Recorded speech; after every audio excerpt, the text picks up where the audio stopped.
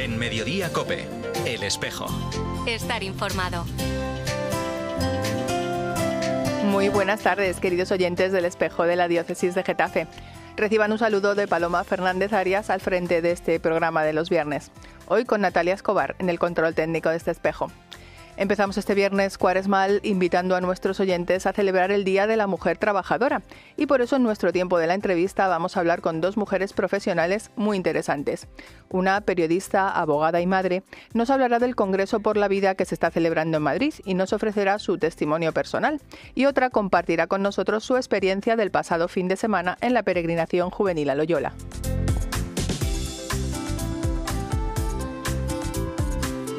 Eso será en el tiempo de la entrevista, pero antes también queremos festejar con ustedes otras grandes celebraciones que tenemos en la diócesis de Getafe.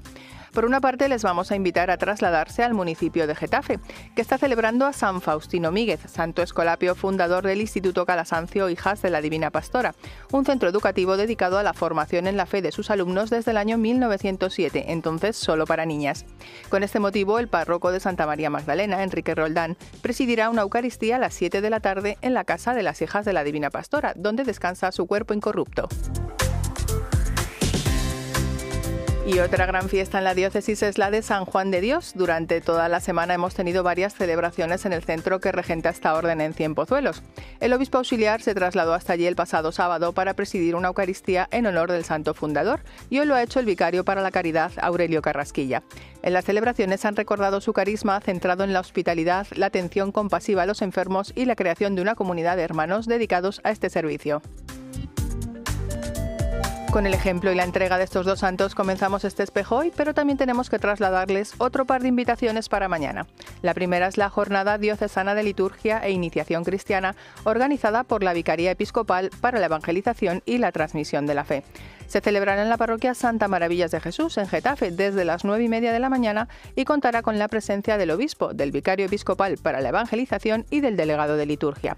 Ellos se encargarán de explicar la naturaleza y las disposiciones para el bautismo y los textos litúrgicos de este sacramento. Mañana sábado es un día muy intenso, ya que por la tarde también tenemos un encuentro muy especial en la catedral. Sobre él nos habla el delegado de Hermandades y Cofradías, Pedro Chaparro. Mañana sábado se celebrará por tercer año consecutivo el Via Crucis diocesano de Hermandades. Comenzará a las 7 de la tarde con la celebración de la Eucaristía en la catedral, presidida por nuestro obispo, don Ginés, y a continuación el Via Crucis por las calles de Getafe. Este año nos acompañan las imágenes de nuestro Padre Jesús de la Oración en el Huerto de la localidad de Pinto y de María Santísima de la Esperanza de la localidad de Cienpozuelos. Invitamos a todos los fieles a participar en este Via Crucis, a acompañar a estas sagradas imágenes, a vivir ese momento de fraternidad y de encuentro y sobre todo a dar testimonio de la fe. Sin duda una propuesta muy interesante que permitirá evangelizar las calles de nuestra diócesis. Hay muchas más propuestas que les iremos contando a lo largo de este espejo, pero antes llega el momento de escuchar la carta semanal de nuestro pastor. Buenas tardes, don Ginés. Un saludo, como siempre, queridos amigos del programa de la diócesis de Getafe en la cadena COPE. Este pasado 8 de marzo hemos celebrado el Día Internacional de la Mujer y en él también el Día del Trabajo Decente. Mediante estas palabras yo quisiera apoyar, defender la dignidad de toda mujer y al mismo tiempo apoyar a la plataforma por el trabajo decente de nuestra diócesis de Getafe. Mirar a la mujer es ver la complementariedad del hombre, de la mujer, y al mismo tiempo esto salta a la vista pues que no existe tal igualdad, que todavía las mujeres viven muchas veces en un estado de desigualdad también en lo que se refiere al trabajo. La plataforma por el trabajo decente nos blinda un tema, ¿no? Por ti, por mí, trabajo decente. Es decir, todo hombre necesita un trabajo para vivir con dignidad y, por tanto, un trabajo decente, no un trabajo precario. Me gustaría, como hace esta plataforma, fijarme en el mundo de los cuidados, un mundo que tantas veces es oculto a nuestros ojos. Sin embargo, ¿cómo podría funcionar nuestra sociedad sin los cuidados. Los cuidados que se dan a tantos niveles, desde la madre que cuida a sus hijos hasta los que cuidan mayores, enfermos, a tantas personas también inmigrantes, tantas mujeres, sobre todo inmigrantes, que cuidan a nuestros mayores en las casas. Es decir, que el mundo del cuidado es un mundo amplio, pero al mismo tiempo un mundo desconocido, un mundo que no hace ruido, un mundo que muchas veces sigue bajo la injusticia. Cuántas personas que están trabajando sin una seguridad social digna, sin una nómina digna, cuántas personas que echan muchísimas horas en este trabajo de los cuidados y no son reconocidos por nadie. Por eso creo que es un buen momento para sacar a la luz esto que mantiene a nuestra sociedad y que le da un rostro de dignidad, el cuidar a aquellos que lo necesitan, de tantas y tantas formas, tantas personas que necesitan de nosotros, tantas personas que tienen que ser o deben ser cuidadas y tantas personas que los cuidan. Por eso reconozcamos este trabajo, recompensemos este trabajo socialmente, personalmente, familiarmente, porque si no hay cuidadores, difícilmente una sociedad puede tener un rostro humano. Y miremos especialmente, como digo, a las mujeres que son las que llevan el peso más grande de estos cuidados. A ellas nuestro agradecimiento, pero también la reivindicación de unos salarios justos, una vida digna. Pues muchas gracias, don Ginés, por este impulso pastoral en el que hoy nos invita a fijar nuestra mirada en el importante papel de la mujer trabajadora y sobre todo de aquellas que se dedican al cuidado de otras personas. Por cierto, enhorabuena por la renovación de su cargo como miembro de la ejecutiva de la Conferencia Episcopal. Rezaremos por su misión pastoral en la Iglesia. Y le esperamos el próximo viernes, claro. Mientras tanto, vamos ya con la primera invitada del programa de hoy.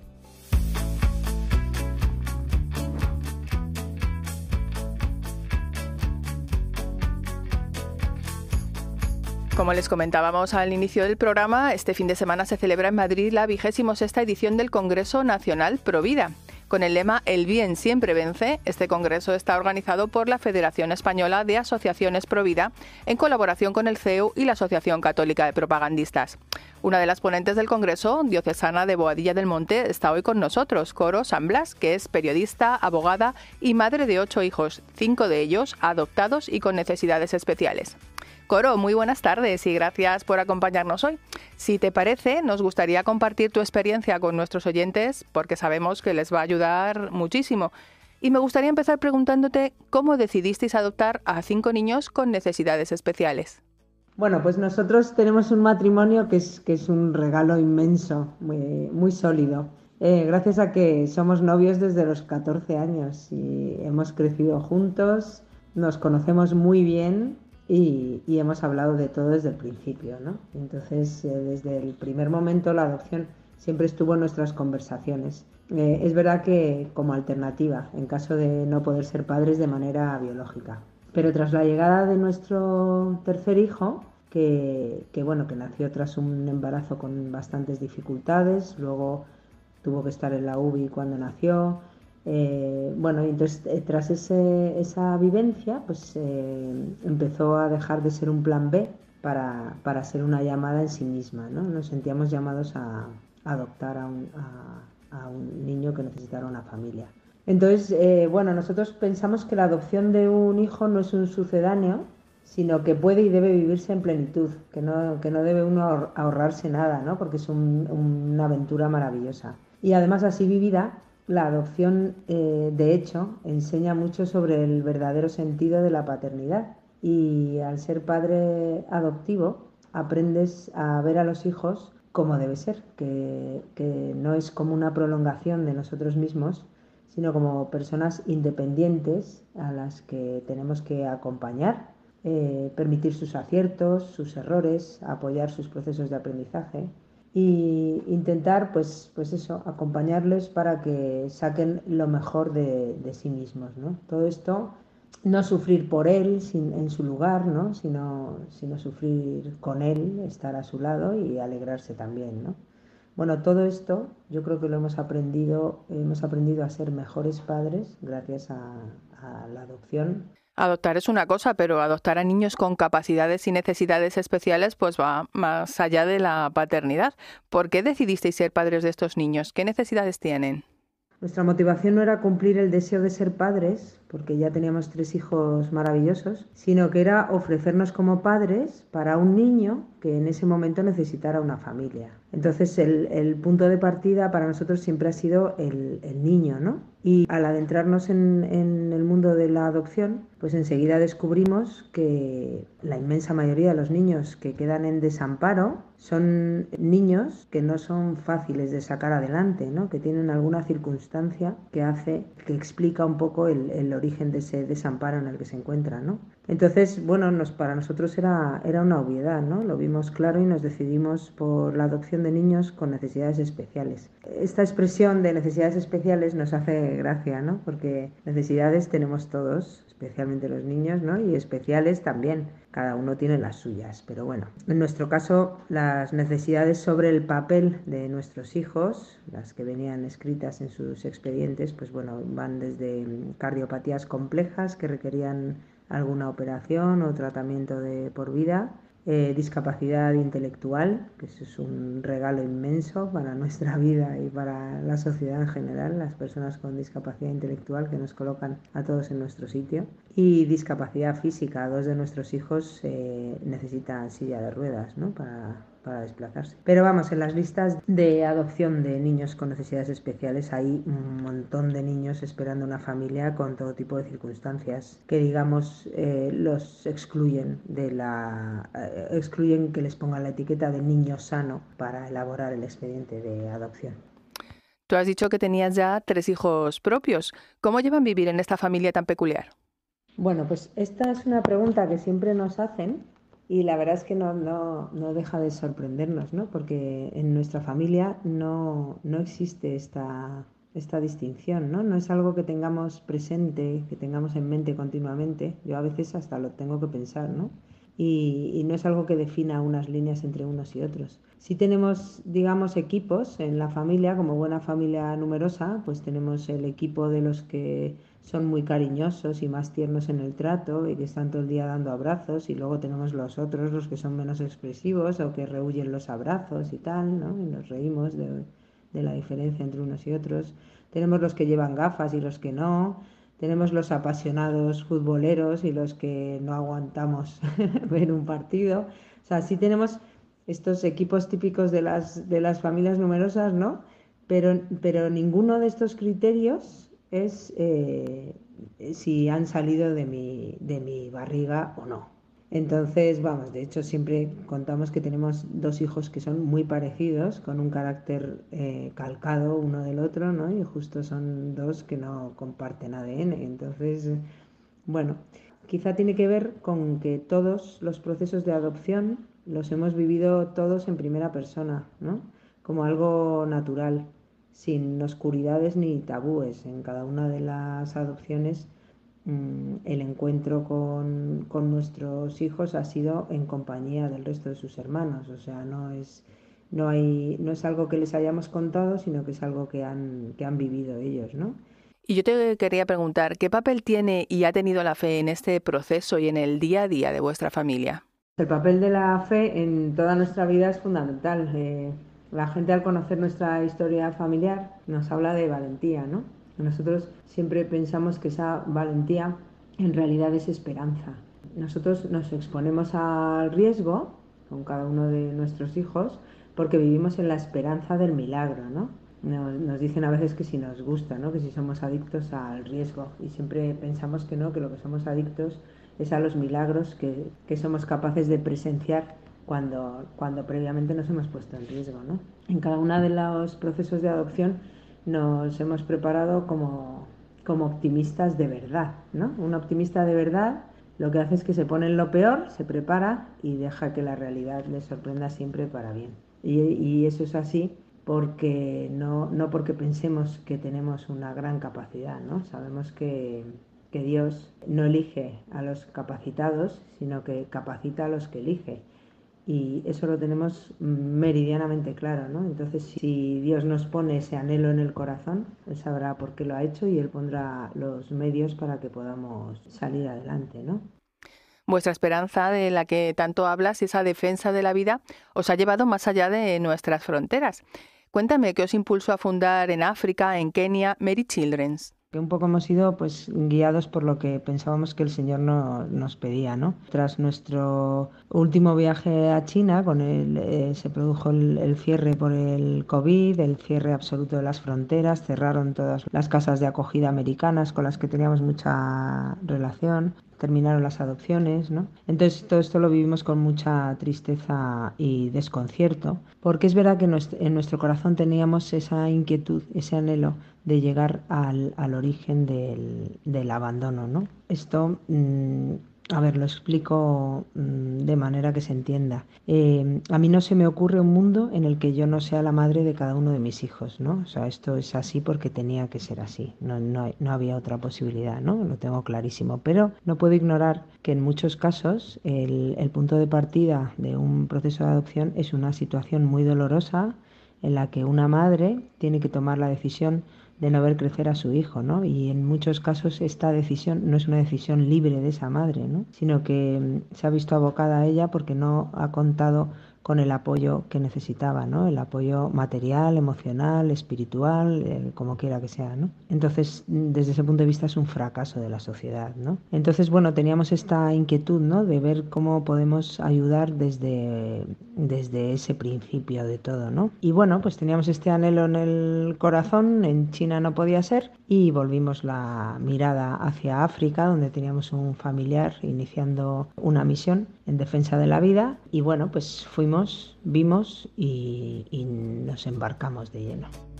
Pues Coro San Blas, muchísimas gracias por tu testimonio a favor de la fe, de la vida y sobre todo de la esperanza, y por esa maravillosa manera de afrontar la vida que tenéis en tu familia. Un fuerte abrazo y hasta pronto. Pues nada, encantada. Muchas gracias a ti y un abrazo a todos. Y como lo prometido es deuda, tenemos otro testimonio que compartir con ustedes, que también les ayudará mucho en este tiempo de Cuaresma. Vamos ya con la segunda invitada de la tarde. 350 jóvenes acompañados del obispo y de una decena de sacerdotes han peregrinado de la mano de la Delegación de Juventud a la casa natal de San Ignacio de Loyola. Una de las jóvenes peregrinas es nuestra invitada de hoy, Carlota Hernández, joven feligresa de la parroquia Nuestra Señora del Pilar, en Valdemoro, donde esta misma tarde los jóvenes tienen un encuentro de oración con el obispo don Ginés. Muy buenas tardes, Carlota, y gracias por acompañarnos hoy. En primer lugar, cuéntanos, ¿qué te ha aportado en líneas generales esta peregrinación? Hola, buenas tardes. Pues para mí esta peregrinación ha supuesto un encuentro con el Señor. Él se encontraba, como se ha repetido en reiteradas ocasiones a lo largo de todo el viaje, en cada uno de nosotros que estábamos allí reunidos en comunión y oración y también en otros momentos de diversión y juegos que también ha habido. Además ha sido una oportunidad para acercarme más a la vida de San Ignacio de Loyola, que no, o sea, me sonaba pero no la conocía tanto. Y de conocer a otros muchos jóvenes de la diócesis, incluso a los jóvenes del grupo de jóvenes de mi misma parroquia, y tener con ellos un momento de catequesis y compartir la fe. ¿Y con qué momentos te quedarías de todo lo que has vivido? Hay varios momentos que para mí han sido especiales. En primer lugar, todo lo que era la peregrinación, o sea, el caminar en sí, pero hubo un momento en el que guardamos silencio. Y a pesar de que éramos como unos 350 jóvenes, no se escuchaba ninguno, solo se escuchaba la lluvia y el río. Y además esta era una gran oportunidad para tener una conversación con el Señor. Además ha habido otros momentos como la adoración que tuvimos justo nada más llegar a la basílica, allí en Loyola, que veníamos todos mojados de todo lo que nos había llovido y muy cansados, pero el momento de oración, del encuentro con Jesucristo, de la adoración, de las reflexiones que dio el Padre Zahera y los cánticos, hicieron que fuera una de las horas santas más especiales para mí. Y por último, no podría no mencionar la pequeña obra de teatro que prepararon los seminaristas con tanto cariño para la velada, que era una obra de teatro sobre la vida de San Ignacio de Loyola, en la que versionaban canciones de Disney y de otras películas mientras contaban su vida, y la verdad es que era bastante graciosa y se notaba que estaba hecha con mucho cariño. ¿Y tú qué has descubierto o aprendido de San Ignacio que pueda servirte para tu vida? La vida de San Ignacio da mucho de qué hablar, pero una de las cosas más remarcables es el hecho de que se convirtió cuando empezó a leer la vida de otros santos de la época, porque tenía que guardar reposo por una herida que tuvo producida por la guerra. Y eso se ha repetido mucho en el viaje, el hecho de la importancia de leer la vida de los santos. Y como dijo Juan Carlos, que era el sacerdote que iba con nuestro grupo, el hecho no es imitar la vida de los santos, porque el Señor no quiere otro San Ignacio de Loyola, ya existe uno, sino el leer la vida de los santos, conocerlos y emularla, o sea, imitar su comportamiento, porque el Señor tiene un proyecto único y exclusivo para nosotros. No tienes que responder como lo hizo San Ignacio de Loyola, irte a una cueva y cumplir penitencias dándote latigazos, sino tienes que responder a la propia llamada que el Señor hace solo y exclusivamente para ti. Y yo creo que eso es la enseñanza que me quedo. Don Ginés siempre se suma a las peregrinaciones juveniles y me gustaría preguntarte a ti como joven o a los jóvenes que habéis vivido esta experiencia, ¿qué supone que el obispo os acompañe en estas propuestas? Pues yo creo que es muy especial que el obispo se interese por los jóvenes de su diócesis, ¿no? Creo que todos nosotros nos sentimos como siempre muy acompañados por Don Ginés, ya que nos acompaña pues tanto a las peregrinaciones, viene a la JMJ, al encuentro diocesano previo, y siempre dedica una tarde al mes para tener una oración con nosotros, con los jóvenes. Que el obispo se implique tanto con nosotros, creo que nos hace sentir a los jóvenes que formamos una parte muy importante de lo que es la diócesis de Getafe y que formamos parte de la comunidad. ¿Y algún mensaje que os trasladara el obispo que quieras compartir con nosotros? Hilándolo con la pregunta anterior, Don Ginés no solo nos acompaña en numerosas ocasiones a los jóvenes, sino que parece que siempre tiene la palabra correcta, la palabra oportuna, la palabra que los jóvenes necesitamos oír. En esta ocasión, en esta peregrinación, nos acompañó en el rosario que rezamos en la parada que hicimos a 3 kilómetros de Loyola, y luego el domingo en misa, en la homilía. Explicó varias cosas, pero además nos animó a seguir el ejemplo de San Ignacio, que pasó de ser vanidoso y de tenerse a él en el propio centro de su vida, a poner a Dios en este centro y de enamorarse completamente del Señor, seguirle y responder a su llamada. Bueno, la próxima cita hemos dicho que es en Valdemoro esta misma tarde. ¿Qué habéis organizado? Hablando de todas las actividades que hacen los jóvenes en la diócesis de Getafe, una de ellas es la OCEO, o la oración con el obispo, en la que, pues como su propio nombre indica, el obispo nos acompaña en un rato de oración. Y justo hoy, esta tarde, es la OCEO en mi parroquia, la organizamos nosotros, Nuestra Señora del Pilar de Valdemoro. Es una OCEO que la hemos preparado con mucho cariño, es un gran orgullo que esta vez toque en nuestra casa, y hemos intentado representar todas las realidades del arciprestazgo de Valdemoro. Y bueno, estáis todos más que invitados hoy a las 9 a rezar el Vía Crucis en nuestra parroquia y luego a lo que llamamos el tercer tiempo. Pues querida Carlota, muchas gracias por compartir tu testimonio con nosotros. Esperemos que cunda el ejemplo y que cada vez se animen más jóvenes a las peregrinaciones y a todos los encuentros. Un fuerte abrazo y hasta pronto. Gracias a vosotros y hasta pronto. Con los testimonios de Coro y de Carlota que nos han servido para introducirnos más en este tiempo cuaresmal, vamos a ir terminando este espejo de la diócesis de Getafe. Nos quedan unos pocos segundos para dar las gracias a Natalia Escobar, que ha estado en el control técnico de este espejo, y mandarles un saludo de quien les habla, Paloma Fernández Arias. Que pasen una feliz semana y hasta el próximo viernes, si Dios quiere.